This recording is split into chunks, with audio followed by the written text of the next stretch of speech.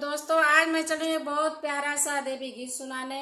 ये देवी गीत हमारी दादी माँ गाती थी और आज मैं आप लोगों के बीच ला रही हूँ। हमारा ये देवी गीत कैसे लगा कमेंट में ज़रूर बताना। और जो हमारे चैनल पे नए हैं प्लीज़ हमारे चैनल को लाइक करें, सब्सक्राइब करें, ज़्यादा से ज़्यादा शेयर करें, सपोर्ट करें। जय श्री कृष्ण। झुरे झुरे बहे पूरे भैया, भवानी मैया खोल दा केवड़िया हो। झुरे झुरे बहे पूरे भैया, भवानी मैया खोल दा केवड़िया हो। झुरे झुरे बहे पूरे भैया, भवानी मैया खोल दा केवड़िया ना। मैया दुआरे हो फुलवा के पेड़वा, मैया दुआरे के निमिया के पेड़वा। झुरे झुरे बहे पूरे भैया, भवानी मैया खोल दा केवड़िया हो।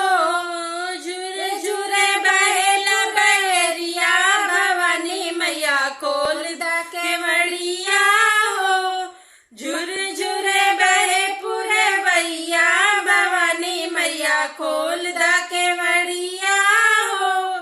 झुरे झुरे बहे पूरे भैया, भवानी मैया खोल दा केवड़िया हो।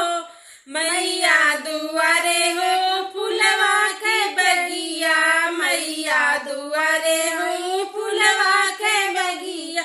महा के फुलवरिया, भवानी मैया खोल दा केवड़िया हो। महा के फुलवरिया, भवानी मैया खोल दा केवड़िया हो। झुरे झुरे बहे पूरे भैया, भवानी मैया खोल दा केवड़िया हो।